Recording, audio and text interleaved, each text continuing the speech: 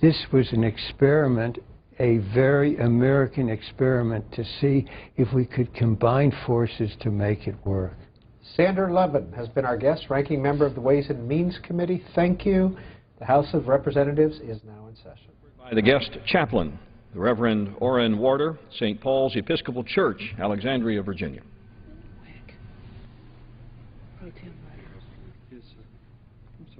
Chair lays before the House of Communication. The chair lays before the House of Communication. The Speaker's Rooms, Washington, D.C., November 15, 2013. I hereby appoint the Honorable Steve Womack to act as Speaker pro tempore on this day. Signed, John A. Boehner, Speaker of the House of Representatives. Now the prayer will be offered by our guest chaplain, the Reverend Orrin Warder, from St. Paul's Episcopal Church in Alexandria, Virginia. Let us pray. Blessed are you, God of the universe. You have created us and given us life. Blessed are you, God of this earth. You have set our world like a radiant jewel in the heavens and filled it with beauty and hope. Blessed are you, God of these United States of America, for all the lessons of our past, for all that remains for us to do.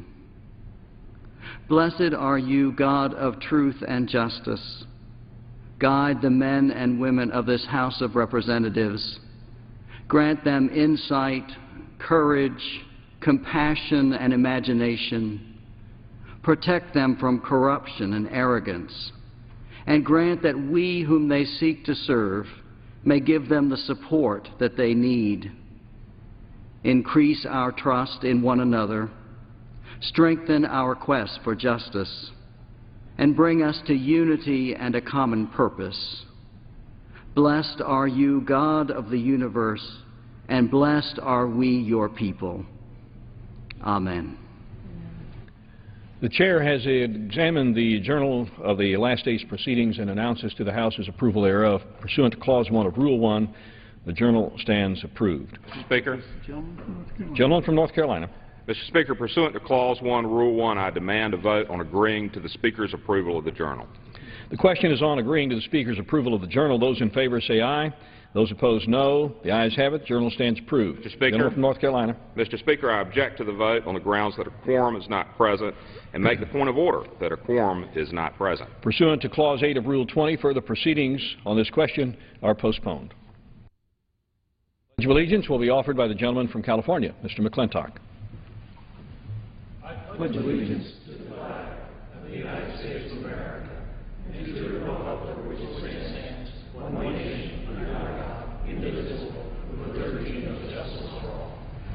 The chair will entertain up to 5 requests for 1-minute speeches on each side of the aisle. Going straight to the purpose, gentleman from California seek recognition. Gentlemen seek unanimous consent. I do. Gentleman is recognized for 1 minute. Mr. Speaker, yesterday we heard yet another empty promise from the President that by fiat he can delay provisions of law under Obamacare that have already cost a staggering 5 million Americans their health insurance. Now notice that he has not changed the law. He has simply said that he will ignore the law, and he invites health insurers to do the same. This is a constitutional abomination.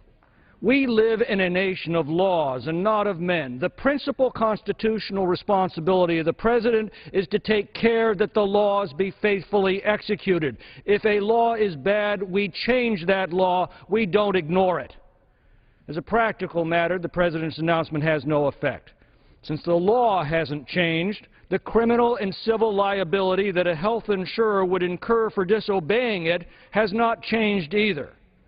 The President has cruelly given people false hope while severely damaging the fundamental concept that separates democracy from despotism, the rule of law. I yield back. Chair reminds members to refrain from making improper references to the President. For all purposes, gentlemen from California seek recognition. Without objection, gentleman from California is recognized for 1 minute. Mr. Speaker, I stand in support of the wind power industry and the production tax credit. The PTC has been instrumental in helping create jobs. The wind industry now supports 80,000 American jobs in 44 states. Last week, a bipartisan Governors Wind Energy Coalition wrote to the leaders of both chambers of Congress asking for a multi-year extension of the PTC. They confirmed that due to the delayed extension of the PTC in 2013, only one wind turbine was installed in the first 6 months of this year, a 99% decrease from the $25 billion invested in 2012. A year and a half ago, the American Wind Energy Association commissioned a report that found a 4-year extension of the PTC would secure some 54,000 jobs. The PTC expiration has resulted in an average 81% decrease in wind energy installations. Democrats and Republicans have repeatedly come together to extend the PTC. That cooperation is needed again. I urge my colleagues to support American jobs by supporting a multi-year extension of the production tax credit. For what purpose does the gentleman from Illinois seek recognition? Mr. Speaker, I ask unanimous consent to address the House for 1 minute and to revise and extend my remarks. Without objection, the gentleman from Illinois is recognized. Mr. Speaker, today I rise and stand here on behalf of my colleague and friend John Shimkus to congratulate the Edwardsville High School boys soccer team for winning the IHSA state championship for the second time in school history. The team, led by Coach Mark Heiderscheid, had a rough stretch in its season, going 0-2-2, but the team persevered and ended the season on a 15-game winning streak to become state champions. Last week in the semifinals, the Tigers came back to stun tournament favorite Naperville Central by scoring 3 goals in a 12-minute span to win 3-1. In the finals against Wheeling, Edwardsville was led by its tough defense and held on for a thrilling 2-1 win to be crowned state champions. So congratulations to the players, coaches, families of Edwardsville High School boys soccer team, and best of luck for a repeat next year. Go Tigers. I yield back.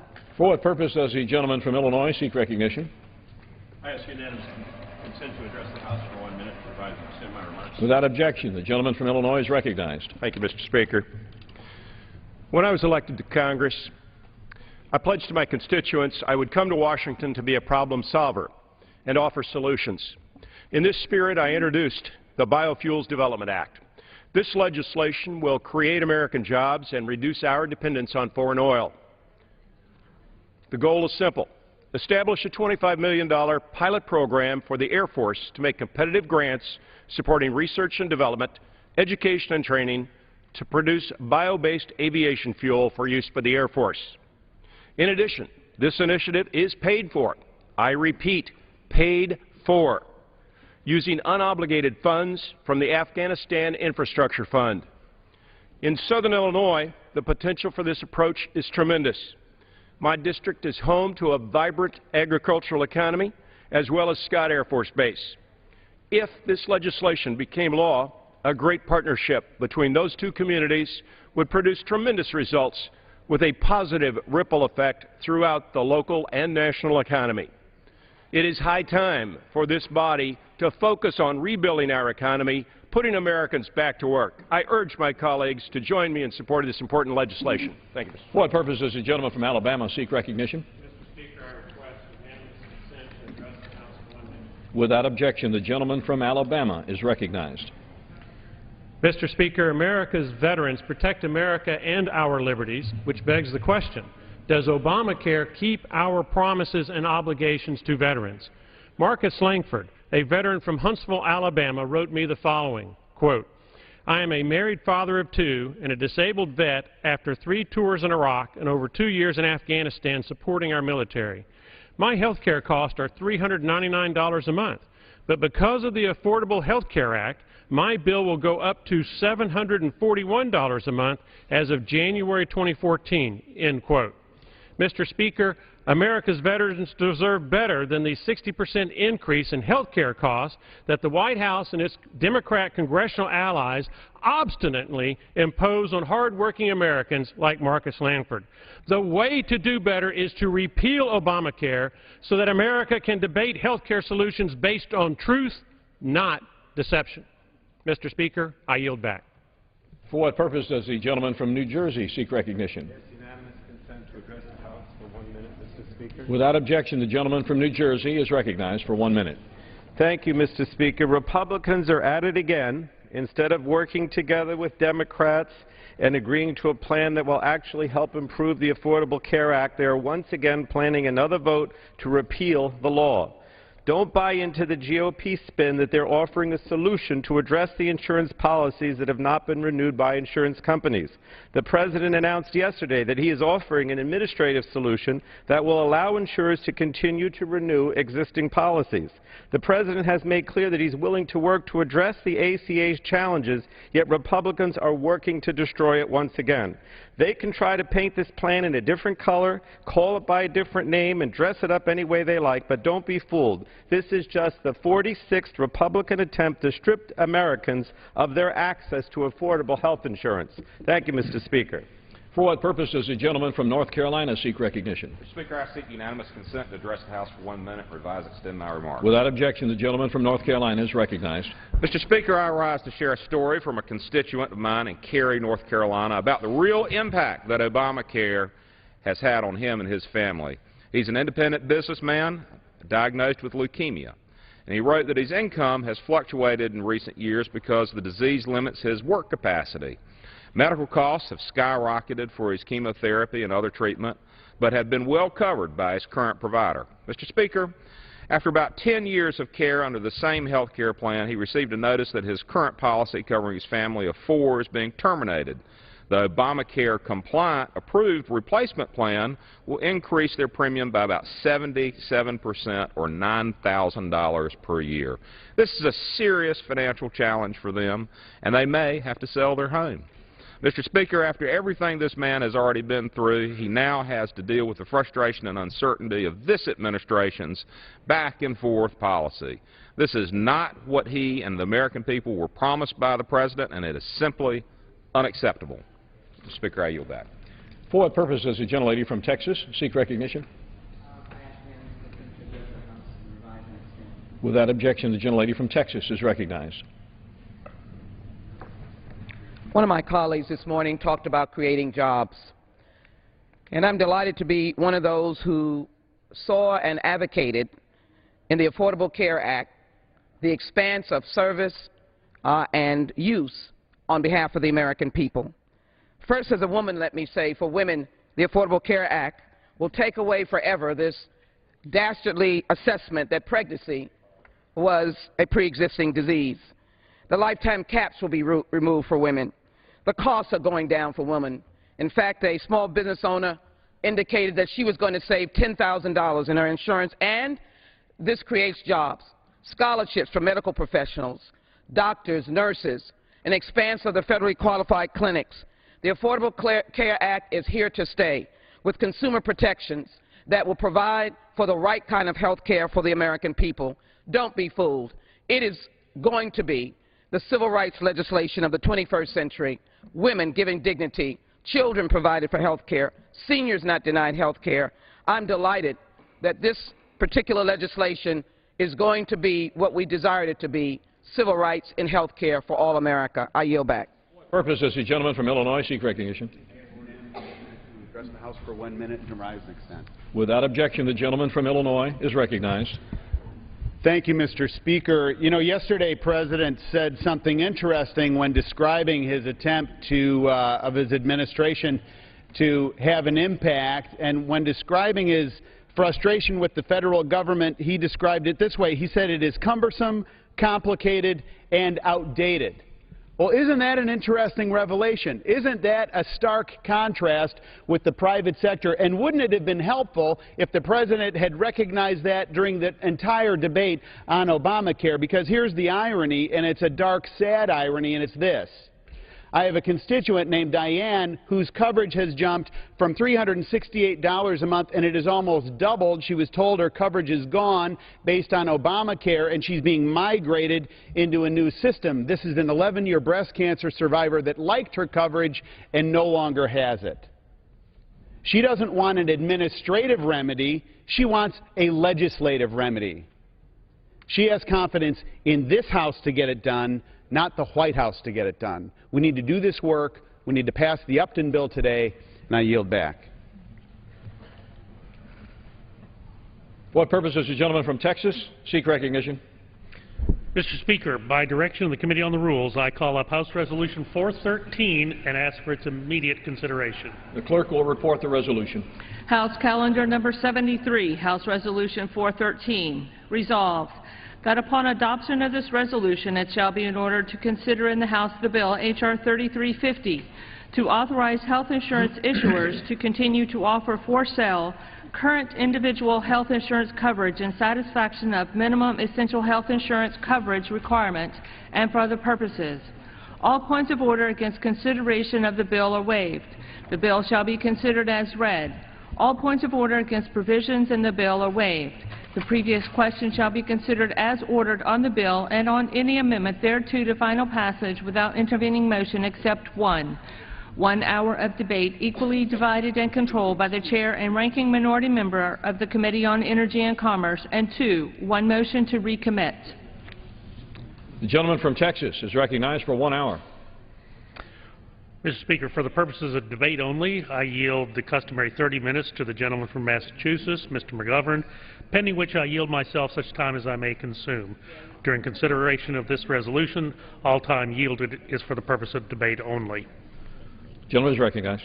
Mr. Speaker, I ask unanimous consent that all members have 5 legislative days to revise and extend their remarks. Without objection. Mr. Speaker, House Resolution 413 provides for consideration of H.R. 3350, the Keep Your Plan Act of 2013. The rule provides for 1 hour of debate, controlled by the Committee on Energy and Commerce, equally divided between the majority and the minority. Because the bill addresses a targeted emergency situation caused by the lack of foresight in the Affordable Care Act, namely the cancellation of millions of existing health insurance plans, despite repeated promises to the contrary. Because of that, the rule makes no amendments in order. However, the minority is afforded the customary opportunity to offer 1 motion to recommit should they so choose. This is a fair rule to allow us to give some relief to Americans who actually want to keep their health insurance plan, but are being told that because of the Affordable Care Act, they may not. We are now 6 weeks into the disastrous launch of the President's signature health care law, and more problems are uncovered with each succeeding day. It seems that the President has quickly forgotten all of the promises made over the past 4 years to the American people about this law. In 2009, a speech before the American Medical Association, President Obama stated, "We will keep this promise to the American people. If you like your doctor, you can keep your doctor, period. If you like your health plan, you will be able to keep your health care plan, period. No one will take that away, no matter what," close quote. At the end of September, the President said, "The first thing you need to know is this. If you already have health care, you don't have to do anything," close quote.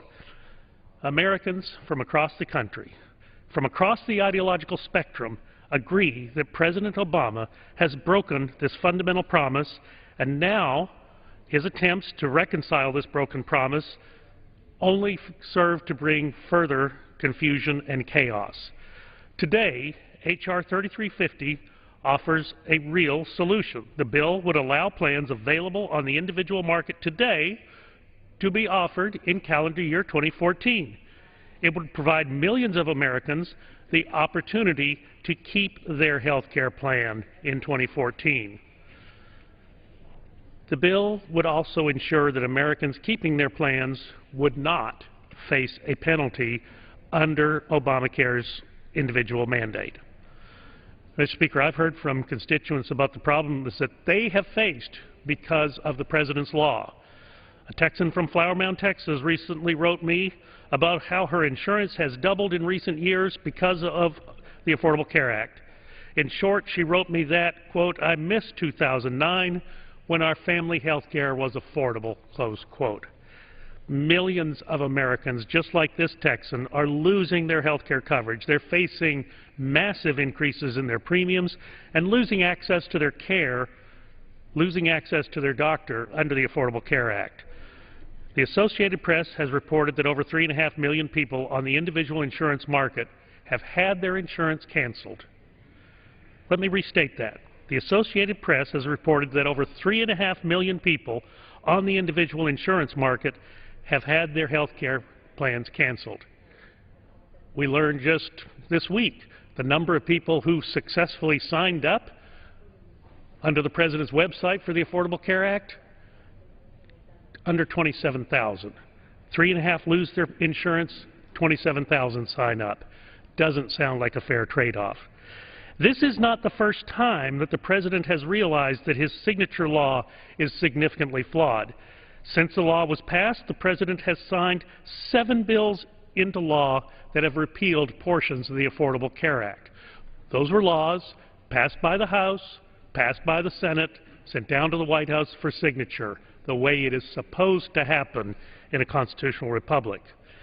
But in addition to these statutory changes that were passed by the Congress and sent down to the President for his signature, the President has taken it upon himself to issue a multitude of administrative fixes to the law.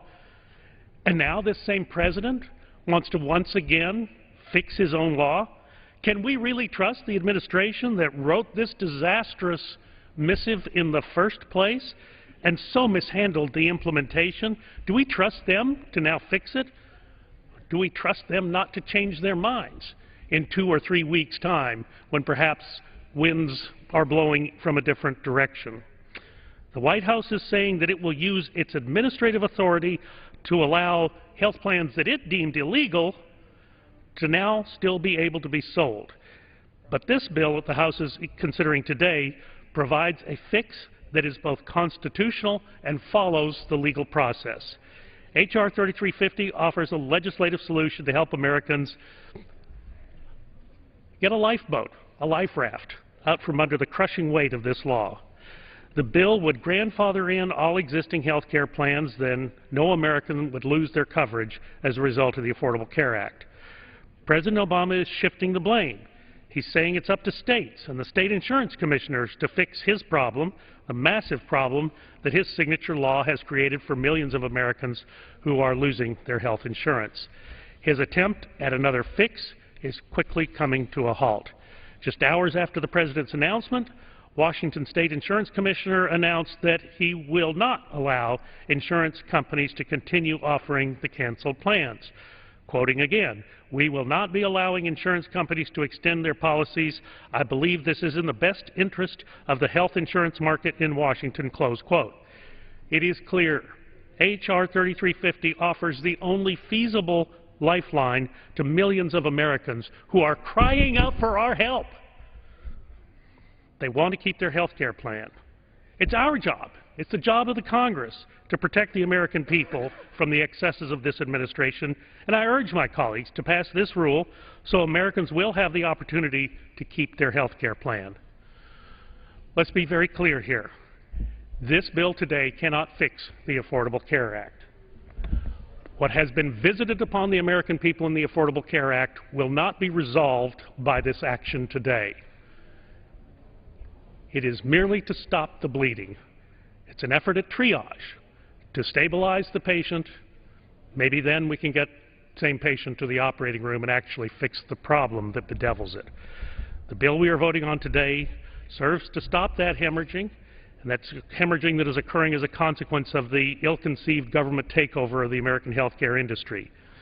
Any good triage doctor knows before they can fully treat or cure the patient, they have to deal with the immediate problems. In this case, they have to stop the hemorrhage of people losing their private health insurance because of the Affordable Care Act. That is what the House of Representatives will do today. That's what House Republicans will be voting in favor of. I hope that our colleagues across the aisle will see the wisdom in this and join us. I encourage everyone in this House to vote yes on the rule and yes on the underlying bill. Let's stand with millions of Americans who are visited daily by cancellation notices in their mailboxes. Despite the promises made to them, they are losing their insurance because of this disastrous law. With that, I reserve the balance of my time. Gentleman's time is reserved. Gentleman from Massachusetts.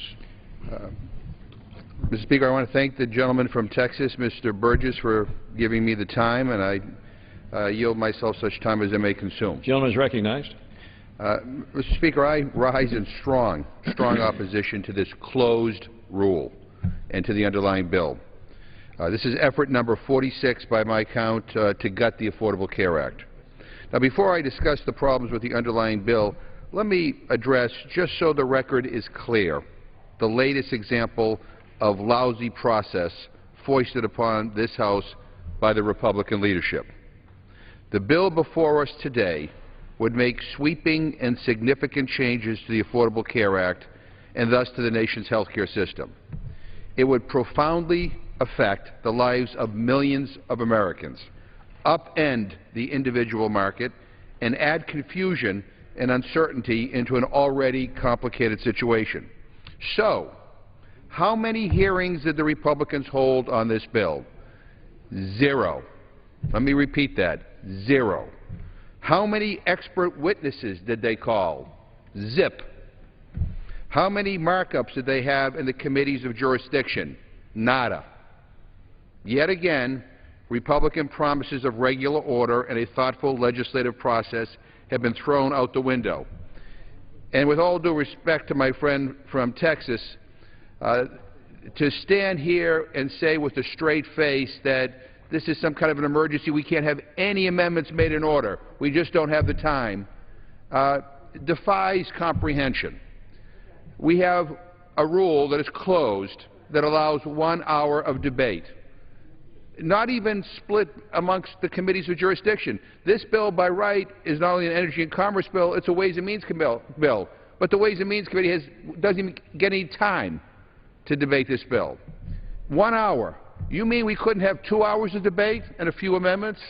Or 3 hours of debate and a few more amendments? Or 5 hours of debate? Or a whole day of debate, given the fact that you didn't hold any hearings on this bill? Give me a break. This is not the way to run the House of Representatives. This is not the way you promised you would run the House of Representatives. And by contrast, on the Affordable Care Act, we had hundreds of hours of debate and markups in which Republican amendments were actually accepted. Now, you may not like the Affordable Care Act, but it went through a process. Now, this went through no process. This was just brought up to the Rules Committee, and we're told to bring it right to the floor. This is not a serious attempt to fix the Affordable Care Act. This is a political statement. And I understand the temptation behind it. Believe me, no one is more frustrated by the problems with the rollout of the Affordable Care Act than those of us who voted for it, believe in it, and want it to work. But instead of working with us to try to actually fix problems and make the law work, the Republicans have brought forth this Upton bill. Now, Mr. Speaker, let me be very clear about this bill. It is an attempt to drag us back to the bad old days of the American health care system. It would allow insurance companies to go back to offering cut-rate, shoddy policies that lack the consumer protections required by the Affordable Care Act. So, if you want to go back to a system where insurance companies could turn people away because they're sick, by all means vote for this bill. If you want to go back to a time when women were charged higher rates than men because being a female counted as a pre-existing condition, then vote for the Upton bill.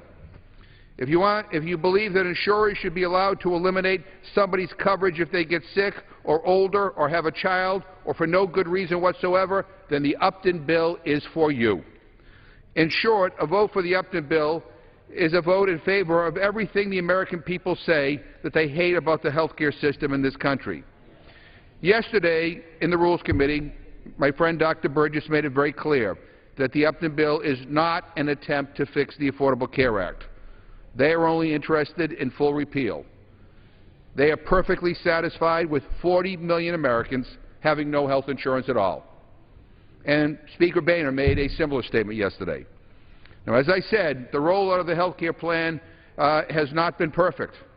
And I know that in my own home state of Massachusetts, the rollout of our state health care law was not perfect either. But Democrats in Massachusetts did not go out of their way over and over and over and over again to sabotage it just because a Republican governor named Mitt Romney signed it into law. We worked to make it better. And by 2009, I am proud to say that my congressional district had the highest rate of insurance coverage in the entire country. That's a good thing. That's a good thing. And if my Republican friends think that we're going to go back to a system where we in Massachusetts did the right thing but ended up paying for the uncompensated care of people in Texas or in North Carolina or Utah or anywhere else, they are wrong. At some point, we have to get serious about the goal of providing good, quality, affordable health insurance to every American. The Upton bill gets us no closer to that goal. It is yet another political waste of time. And, Mr. Speaker, let me just close by making this observation. What this debate is about, and it's turned into an ideological debate, is whether or not you believe that every single American in this country is entitled to good quality health insurance or not. My friends on the other side of the aisle obviously believe that it's okay that 40 million Americans don't have health insurance, because for the last few years they haven't offered anything other than repeal, repeal, repeal, repeal, and offering nothing as a substitute. They think it's okay to let the insurance companies decide whether you get health care or not, based on a pre-existing condition, or whether you're a female, or whether or not you're too old or too sick or whatever. I mean, they have been perfectly satisfied with the broken system that was in place. So that's the choice here. And I would urge my colleagues to understand that there's something wrong with the fact that in the greatest country in the world, and the richest country in the history of the world, that so many of our fellow citizens have no care, don't have access to health insurance. And we can fix that. And by fixing that, we not only improve the quality of life for our neighbors, our friends, our fellow citizens, but you know what? We also help control health care costs. Because one of the biggest drivers of increased health care costs is the uncompensated care pool. And so let's get serious. Let's stop this political posturing. I know you don't like the president. Boy, I mean, you have gone out of your way to say some things that are so outrageous, it's hard for me to believe that members of Congress would say such things. But get over it and do what's right for the American people. Vote no on this closed rule and vote no on the underlying bill. I reserve the balance of my time. Gentleman's time is reserved. Gentleman from Texas. Mr. Speaker, I'll yield myself a minute for response. Gentleman is recognized. First off, I do need to point out that yesterday the President of the United States thought that this situation represented an emergency that required his immediate attention, and he rushed a press conference at high noon yesterday to announce his resolution for the problem. As far as the issue of hearings, I will submit for the record a list of 8 hearings that were held in the Energy and Commerce Committee over calendar year 2013. No, I will not yield because my time is limited. On this bill? On the issue of grandfathering health care plans, reclaiming the time. But the most important thing I wish to point out, and for those of us who were here in 2009, we will remember, H.R. 3200 was the Democratic health care reform bill. That bill is now lost forever in the vapor, in the ether. No one knows what became of it. H.R. 3590 passed the House of Representatives July of 2009, passed as a housing bill, went over to the Senate to await further action.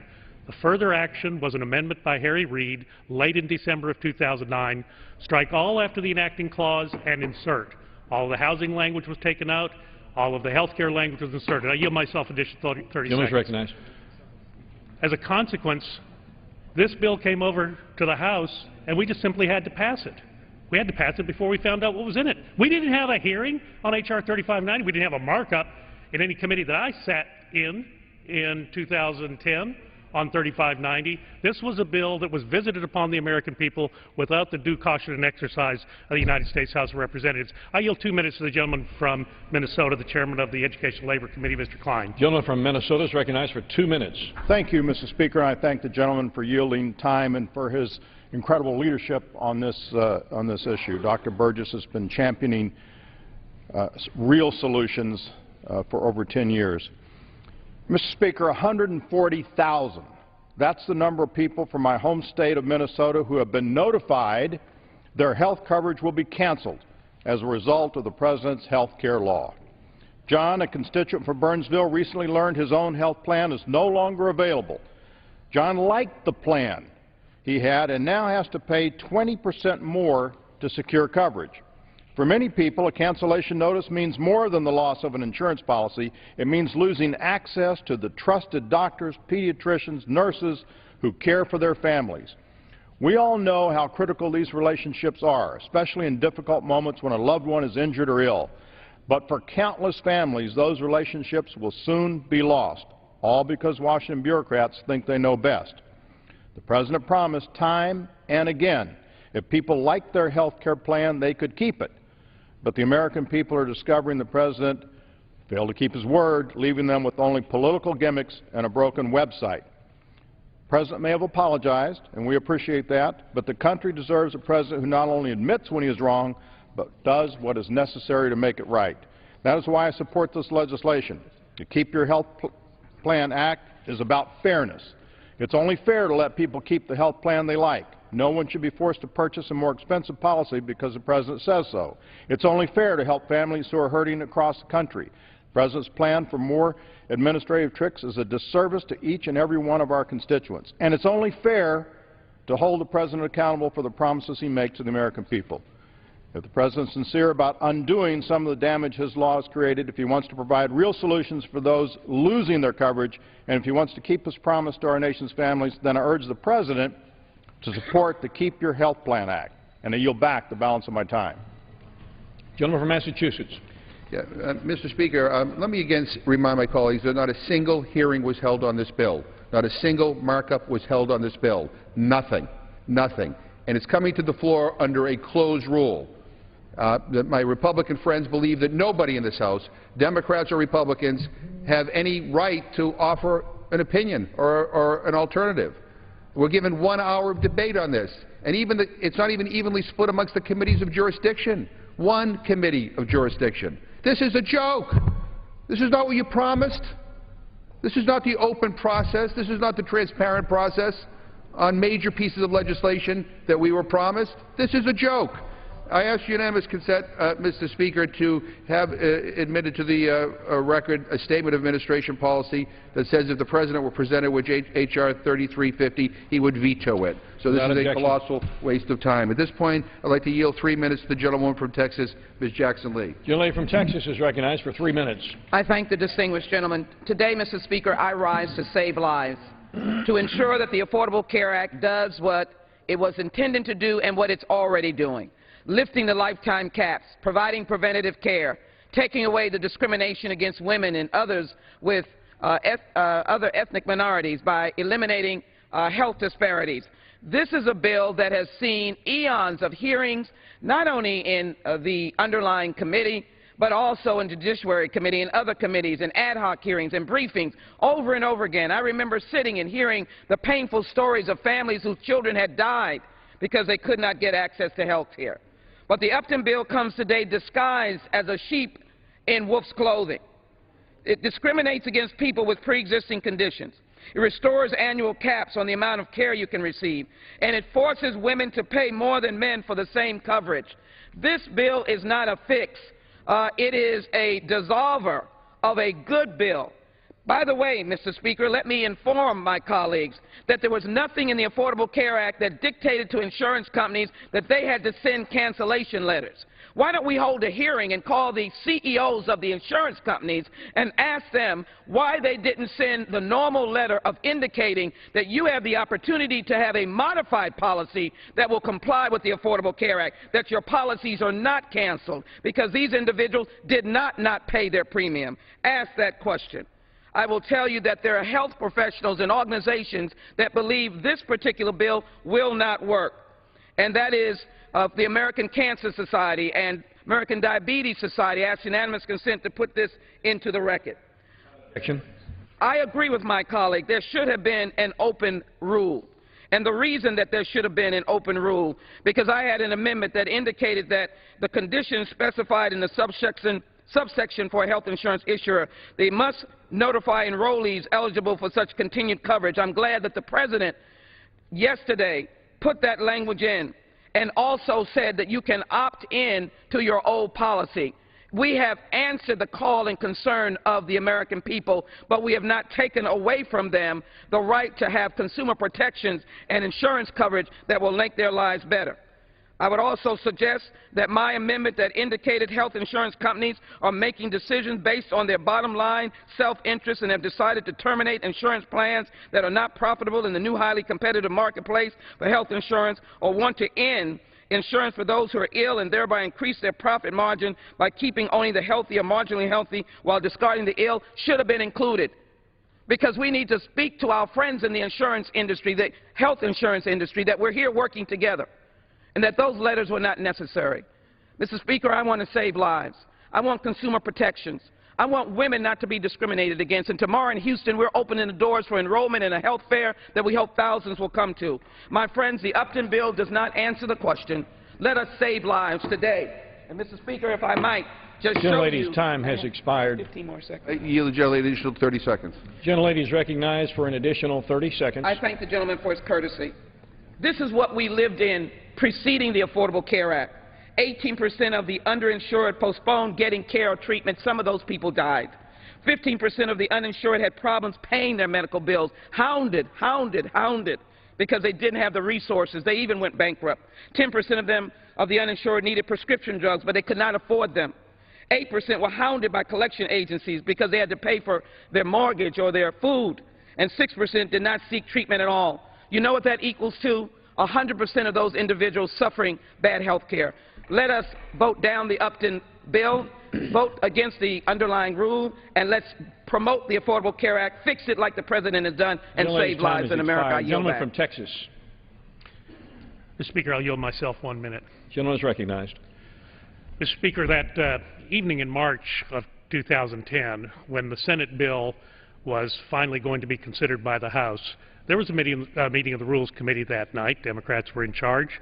I presented myself to that meeting with 18 amendments to Senate Bill H.R. 3590, or House Bill 3590 that had been passed by the Senate. Every one of those was summarily rejected. The problem that Democrats had that day was should we change a single word in H.R. 3590 as passed by the Senate, that the bill would have to go back to the Senate and concur with the House amendment to 3590. The majority leader in the Senate, having lost his 60th vote in a special election in Massachusetts that year, felt that he could not pass anything. He could not achieve cloture with only 59 Democrats to vote in favor of that motion for cloture. That's the reason why not one word was changed between Christmas Eve 2009 and the time this bill was actually passed. But did H.R. 3590, after it came back from the Senate, came to the Rules Committee, did it come to the House under an open rule? No, it did not. It was a closed rule. We were kept out of the process. It's hard to feel too sad for the gentleman from Massachusetts. Gentleman's time is regular order, Mr. Speaker. I'll yield myself additional 30 seconds. Gentleman's recognized. When a bill of this magnitude came with so little debate, so little input from the minority, yeah, we got a one-page bill before the House today. This was a 2,700-page bill that affected every man, woman, and child in this country, not just today, not just tomorrow, but for the next 3 decades. They'll be living under this, and it came under a closed rule. I yield back, reserve the balance of my time. Gentleman's time is reserved. Gentleman from Massachusetts. Mr. Speaker, what the gentleman conveniently leaves out are the hundreds of hours of hearings and markups that occurred in the committees of jurisdiction on the Affordable Care Act. The committees of jurisdiction were just cut out of this. But it's becoming a pattern in this House. This is not the only bill where the committees of jurisdiction have been cut out of the process, where members' voices have been silenced, where they're enforcing rules with an iron fist in this chamber. So this unfortunately is not unique. It's a pattern. But to suggest that we don't have the time to offer amendments is just ridiculous. We have plenty of time. We could debate this all day if we wanted to, and members could have an opportunity, both Democrats and Republicans, to amend this, given the fact that they were denied that right in the committees of jurisdiction. And, Mr. Speaker, I would like to also ask unanimous consent to enter into the record an article that appeared in the National Review Online entitled Boehner, Upton Bill, a step on the path to Obamacare repeal. Because what is going on here is very simple. If you believe that 40 million Americans should be without health insurance, then vote for this bill. But that's what they want to do. They want to repeal the Affordable Care Act to go back to a point where it was perfectly acceptable and okay to have 40 million Americans without health insurance. Now, many of us found that statistic unconscionable in this country, the richest country in the history of the world. And we thought it was a bad policy to allow so many uninsured Americans because that also resulted in higher health care costs. But that's what the goal here is. The goal here is to undo all the protections that allow you to keep your kids on your insurance policy until they're 26, that prohibit insurance companies from discriminating against women because they define being a female as a pre-existing condition. All these artificial rules and regulations that insurance companies threw upon people, these insurance policies that people bought thinking they had insurance only to find out when they got sick they had nothing. If you want to go back to that, then side with my Republican friends. But what we want to do here is we want to work, as we did in Massachusetts, by the way, with Governor Romney, to make this work. To make this work. And, you know, and I'll tell you, for the life of me, I don't understand why this is such a radical idea, to guarantee everybody in this country good quality health insurance. With that, Mr. Speaker, I yield 3 minutes to the gentleman from New Jersey, the ranking member of the Energy and Commerce Committee, who suffered a long and arduous Rules Committee hearing last night, Mr. Pallone. The gentleman from New Jersey is recognized for 3 minutes. Thank you, Mr. Speaker. And I want to thank my colleague from Massachusetts, not only for having to deal with the ordeal in Rules last night, but every day, but also because what he said about the lack of regular order when this Upton bill, this bill by the chairman, Mr. Upton, came to the Rules Committee. I'm a member of the Health Subcommittee, the Energy and Commerce Committee. I said in Rules last night, and I'll say again today, we have had many hearings in the Health Subcommittee. We've had hearings in the full Energy and Commerce Committee over the last 2 or 3 weeks. There was ample opportunity to have this bill proceed with regular order, with a subcommittee hearing markup, full committee hearing markup. None of that was done. This bill just comes here to the floor directly from Rules, and it is a flawed bill. I want to stress that. I really believe, Mr. Speaker, that this legislation is just another attempt by the GOP to undermine the Affordable Care Act. In fact, I'll call this the 46th attempt at repeal. My GOP colleagues have zero interest in helping people gain and keep their health insurance. They have zero interest in fixing any problems that may be occurring with the rollout of the law. They simply want to demonize the President, as you've heard over and over again, and his policies, and will go at any length to do so. And at the top of the list are their efforts to sabotage Obamacare and force its failure. Yesterday, the President took some action to help Americans who want to renew their insurance policies if their insurance companies are willing to offer that option. Ultimately, though, I believe that these people will look at the quality plans available in the new Affordable Care Act insurance marketplace and like what they see, because in most cases they will find that they're able to purchase better coverage at a lower price than their original policy, so that when they get sick or they need care, their policy will actually provide it, because most of these older policies simply do not provide adequate insurance. Now, as I said before, the Upton bill before us is not about giving people access to health care. It's about sabotaging Obamacare. One of my colleagues on the Republican side said we want to help people keep their insurance. Well, the President's initiative yesterday allows them to keep their insurance if they want to, but what the Upton bill does is allow anybody now, anybody, even if they didn't have the old insurance policy, to buy these new skeletal policies that don't provide adequate insurance. So if you take away the rhetoric of the Republicans, the Upton's bill practical effect would be to continue to allow insurers to exclude people from coverage based on pre-existing conditions, allow insurers to charge women twice as much as men for the same coverage. It would allow insurers to jack up premiums on a family if their child gets sick. It would allow insurers to set harsh annual caps on coverage. All the discriminatory practices that the ACA and Obamacare were designed to eliminate come back under the Upton bill. And this bill would not require health insurers to allow individuals to keep their current health care plans, because insurers can still do whatever they want. You can't force the insurers to offer the plans. It basically allows them to sell low-quality 2013 plans all through 2014, nothing else. Thank you, Mr. Speaker. Gentleman from Texas. Mr. Speaker, I recognize myself I yield myself 3 minutes. Gentleman is recognized. You know, we talked about the votes in this House to delay or modify portions of the Affordable Care Act. Indeed, the House has passed 7 of those, and they've been signed by the President.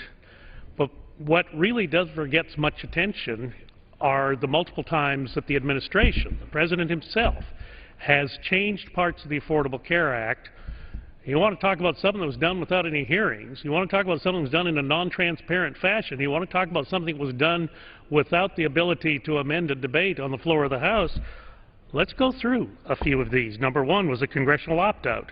The administration gave members of Congress and their staffs the option of exempting themselves from the Obamacare exchanges created by the Affordable Care Act, contrary to the language of the law.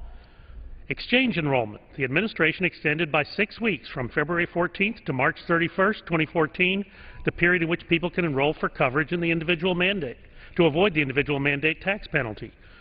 The employer delay. By an administrative action that is also contrary to statutory language in the Affordable Care Act, the reporting requirements for employers were delayed by 1 year. Self-attestation. Because of the difficulty of verifying income, after employer reporting requirement was delayed, the administration decided it would allow self-attestation of income by applicants for health insurance exchanges. Small businesses on hold. The administration said that the federal exchanges for small businesses would not be ready by the 2014 statutory deadline. Instead, officials delayed until 2015 implementation of the federal shop exchanges. Closing the high-risk pools. This one was, I thought, particularly egregious, and Mr. Speaker, I frankly do not understand why this was not covered by the nation's press. But the administration decided to halt enrollment in federal high-risk pools, blocking coverage for an estimated 40,000 new applicants, and decided, rather than using the money from a fund under Health and Human Service Secretary Sebelius's control to extend coverage for Americans with pre-existing condition, to instead use this money to pay for advertising for the Affordable Care Act. Remember, the Affordable Care Act was sold to the American people because, remember the quotes, there were 8 to 12 million people with pre-existing conditions, and yet the President's own pre-existing pool that was started in this law, when it was signed in March of 2010, was closed February 1st of 2013, barely 2.5 years into its lifespan.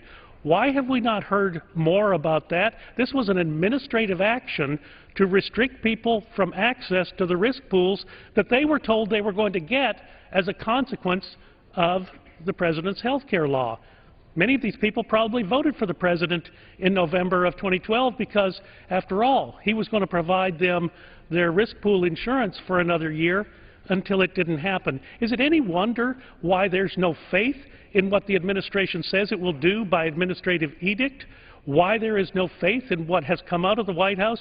Why congressional action is not just constitutionally required, but it is required for the people in this country to continue to have faith in their government.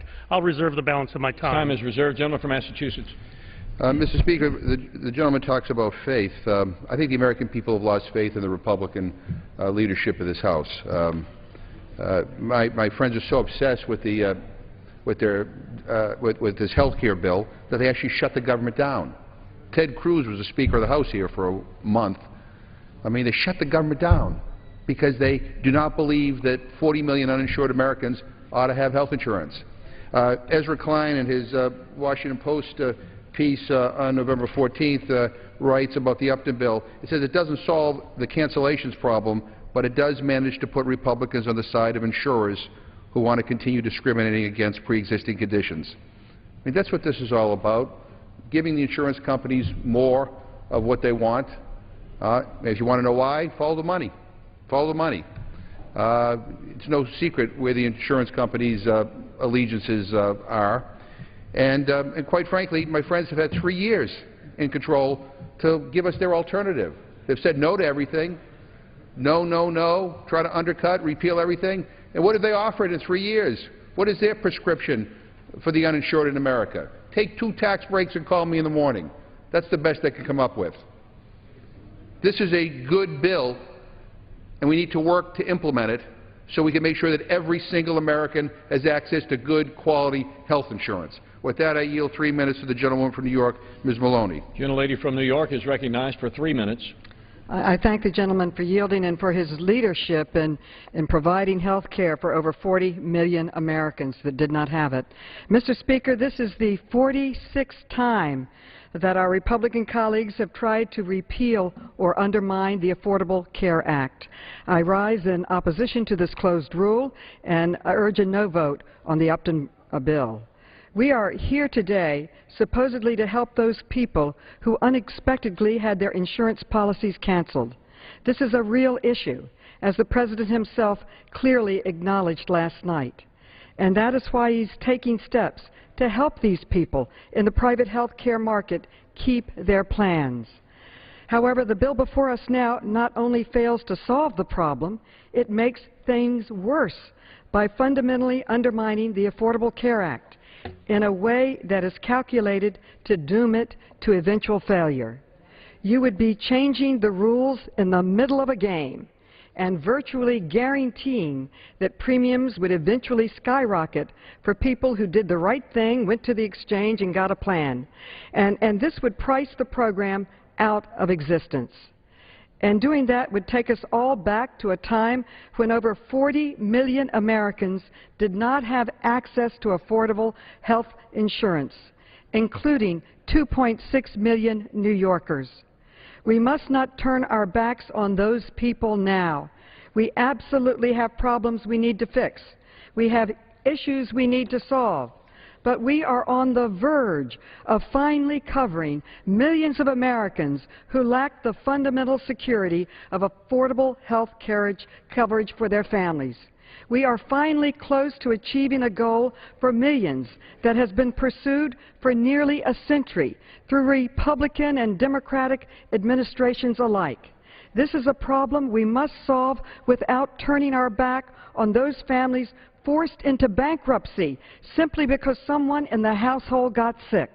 This is a problem we must solve for the sake of all those women who were denied insurance or had to pay up to 40% more for insurance simply because they were women. And this is a problem we must solve for the sake of all those people with pre-existing conditions and for all those young adults who can stay on their parents' plans till they turn 27. We did not embark on this effort because we thought it would be easy. We embarked on this effort to provide health care to millions because we thought it was a moral imperative, an economic necessity, and a fundamental human right. Yes, it's hard to get it right, but ultimately this is an effort that history will judge, not by the number of computer errors, but by the number of lives saved. Mr. Speaker, I urge my colleagues to vote no on this bill and yes for health care for millions of Americans. I yield back. Mr. Speaker, I yield myself 1 minute for the purpose of the response. Gentleman is recognized. Mr. Speaker, talk about changing the rules in the middle of the game. What in the world was that presidential press conference 24 hours ago all about. It was about changing the rules by executive fiat. And again, I just went through a list of many of the 27 times that the President has changed the rules in the middle of the game. What about the times the administration has been engaged in hide the ball from the American people, from the nation's governors, from the nation's insured? What about the fact that the rule for the essential health benefit was held up until 2 days after Election Day last year? And then the governors had to make a decision as to whether or not to participate in the exchanges in their states a week later. Is it any wonder they could not make a decision of that amount of import in a week's time? Sure, they were given another month's extension, but eventually 26 governors said, I can't do it based on the information provided. Another 6 governors said, okay, but the federal government is going to have to set up the exchanges. That's why you have 32 states for which the federal government is having to set up the federal fallback exchange. I'll reserve the balance of my time. Gentleman reserves. Gentleman from Massachusetts. Mr. Speaker, at this point, it's my privilege to yield 3 minutes to the gentleman from New Jersey, Mr. Andrews. Gentleman from New Jersey is recognized for 3 minutes. I ask unanimous consent to revise and extend my remarks. Without objection, the gentleman is recognized. Thank you, Mr. Speaker. I thank my friend for the time. In March of 2010, the President signed the Affordable Care Act. And in that law, there was a provision that said on January 1st of 2014, if insurance plans did not have important consumer protections like getting rid of lifetime policy limits and annual limits, that they couldn't be sold anymore. So for over 3.5 years, the insurance industry had noticed that the day was coming when they could not sell these plans anymore. They chose to wait until the last couple of weeks to send out notices to millions of Americans saying they couldn't renew their plans next year. This is unfair to those Americans, and it's a problem that ought to be fixed. The President has stepped forward with a plan to address this, to help those Americans. I support what he's doing. The House Democrats will have an opportunity to put on the floor some votes that will further improve that situation as this debate goes on. This problem of people having their policies canceled is unwarranted and unwelcome, and we should work together to fix it. The underlying bill here that does not fix the problem, it creates a problem. It's very important to understand what the underlying bill does. It says that insurance plans that discriminate against you because you're a woman or because you had skin cancer, or insurance plans that say that in the middle of your chemotherapy you can run out of coverage, or insurance plans that say that after you paid your premiums for months or even years, the insurance company can cancel you because you got sick. Those plans can continue to be sold to everyone. To everyone. Now, the problem that we're trying to address is people that have such plans and want to keep them be given the opportunity to keep them. That's what the President's decision does, which is why we support it. The underlying bill says that these plans can be opened up to anybody who wants to buy this. Now, that sounds kind of fair at first glance. If someone wants to buy that kind of plan, shouldn't they be able to? Well, ladies and gentlemen of the House, here's the question. If someone buys a plan that pulls the plug on their chemotherapy in the middle and they keep getting care, who pays for it? The taxpayers do, and the other premium payers do. That's who pays for it. This plan that is before the House today, this Republican bill, is a guarantee of rate shock for the American people, because here's what will happen. If anyone who wants to can buy one of these cars without an airbag or cars without seat belts, and that's what these plans are, then you will find that the new marketplaces don't have enough people in them. And when they don't have enough people in them, the rates will rise. And when the rates spike for people in the marketplaces, they will spike for people who get employer-sponsored health care, because the possibility of competition from the marketplaces is already reducing the premium increases that employers are seeing. I would ask for another 1 minute. I yield the gentleman an additional 1 minute. Gentleman is recognized for an additional 1 minute. I thank the gentleman. So the employer rates, which have risen at the slowest rates in the last 5 or 6 years, would once again be subject to the kind of spikes that happen here. Look,